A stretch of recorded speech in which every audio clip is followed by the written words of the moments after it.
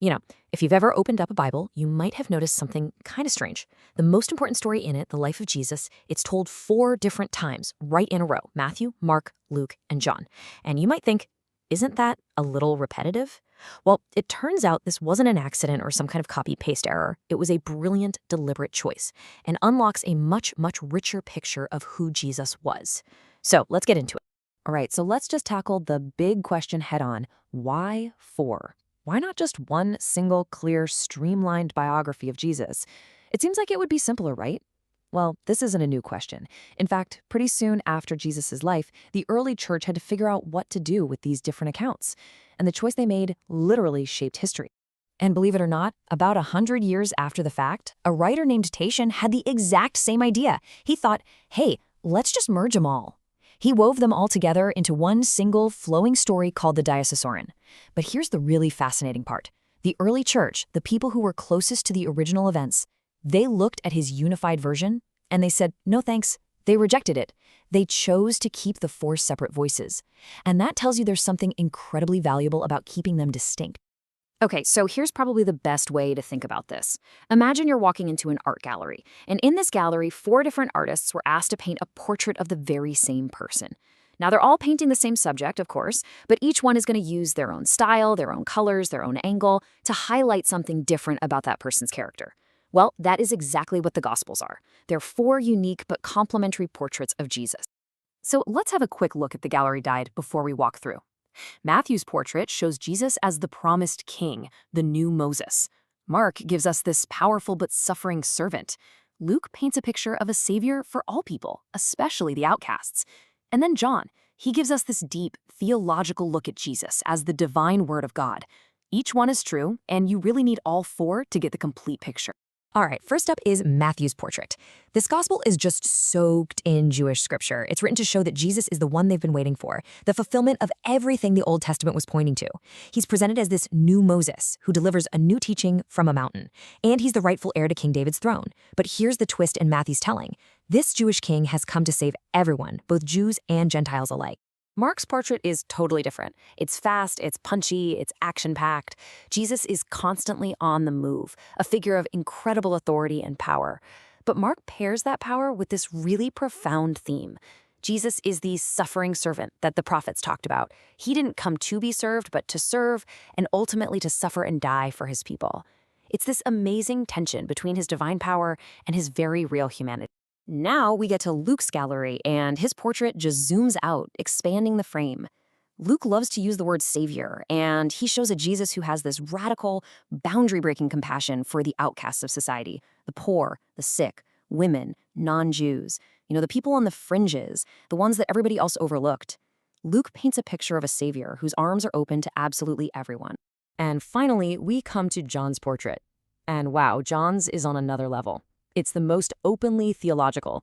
He uses these incredible titles for Jesus, like the Logos, or the Word of God, which is like saying he's the very self-expression of God in the flesh. He calls him the Passover Lamb, whose sacrifice saves everyone.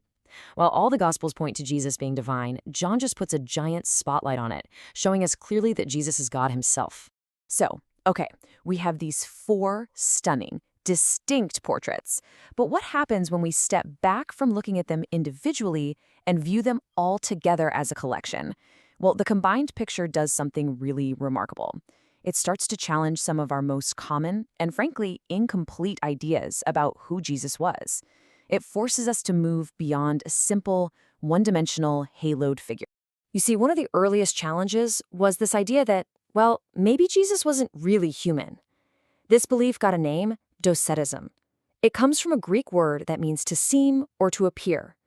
Basically, docetists believed Jesus was God for sure, but that he was kind of like a phantom, a divine being who only looked like he was human, almost like he was wearing a human costume.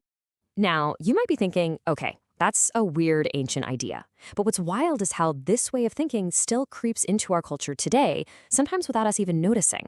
Just think about that classic Christmas carol, Away in a Manger. We all sing that line, "The little Lord Jesus, no crying he makes." But wait a minute, why wouldn't a real human baby cry? That's what babies do. It's a subtle, modern version of docetism, picturing a Jesus who didn't fully experience what it means to be human. And this brings us to a really important question. Does that popular image of a quiet, glowing, almost non-human Jesus, does that actually match the portraits that the four gospel writers painted for us? Well, when you look closely at what they wrote, a very, very different picture comes into focus. The Gospels actually go out of their way to show us a fully, completely human Jesus. I mean, Luke tells us that he grew in wisdom and stature. He had to learn and develop just like any kid. At one point, Jesus himself admits he doesn't know the exact time of his own return. And in the Garden of Gethsemane, he prays in what Luke describes as absolute horror of his coming death. This isn't an illusion. This is real, raw humanity. So, the four portraits together corrected this idea of a not quite human Jesus. But they also push back against another modern tendency, this idea of seeing Jesus as just a figure for my own personal, individual salvation. The Gospels show that Jesus wasn't just saving individuals one by one. He was building something much bigger. He was creating a whole new community. And the foundation for this brand new community, it all kicks off with one very specific, very symbolic number: 12. So why 12? Was it just a random number he liked? Absolutely not. This was a powerful, direct symbol. By choosing 12 disciples, Jesus was intentionally echoing the 12 tribes of ancient Israel. He was making a huge statement, signaling that he was starting a new people of God, a restored Israel, with himself right at the center. This wasn't just some teaching group, it was the beginning of a worldwide movement. And this new community completely flipped the script on what it meant to belong to God's people. In the old community, on the left there, it was defined by things like following the law of Moses, offering sacrifices at the temple, and being ethnically Jewish. But Jesus created a new community, on the right, that was based on something totally different: faith in him, obedience to his teachings, and it was radically open to people from all nations. Okay, so if the four Gospels are about Jesus laying the foundation for this new community, what happens next? The story can't just end there, right? Well, it doesn't. In fact, the Gospel of Luke actually has a direct sequel that shows us what happens when this new community gets unleashed on the world. And that sequel is the book of Acts. You can really think of it as Luke Volume 2. It picks up right where the Gospels leave off and shows how the mission Jesus started is now carried forward by his followers, empowered by his Spirit. It's the incredible story of how this small group of people started a movement that would, no exaggeration, change the course of human history. And right at the very beginning of Acts, Jesus gives this new community its mission statement. This one sentence is basically the table of contents for the entire rest of the book. It's the blueprint for how this whole thing is going to spread. And it's just a brilliant strategy, really. The mission is going to unfold in these three expanding concentric circles. It starts right there at the center, in Jerusalem. Then it moves out to the surrounding region of Judea and Samaria, and from there, its final destination is to the very ends of the earth. But here's the coolest part. This plan wasn't just some great missionary strategy Jesus thought up on the spot. It was actually the fulfillment of something much, much older. And this is the mic drop moment. This whole mission in the book of Acts, it isn't a new idea. It's the fulfillment of an ancient script written centuries earlier. Just look at the parallels here. What Jesus tells his followers to do is a direct echo of prophecies from the Old Testament book of Isaiah. Isaiah promised a day when God's Spirit would be poured out, when his people would be his witnesses, and when his salvation would reach the ends of the earth. Jesus is saying, okay, that time is now, and you're the ones who are going to do it. So we circle all the way back to the beginning. Why four Gospels? Because one portrait, one angle could never capture the full reality of Jesus. Together, they give us this rich, multidimensional, almost 3D view of him as our king, our servant, our savior, and our God.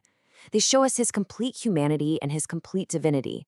And they tell us not just about who he was, but about the new kind of world he came to create and the mission he set in motion. So the real question isn't why there are four, but rather, when we stand back and look at all four portraits together, what incredible, breathtaking new details emerge from the masterpiece.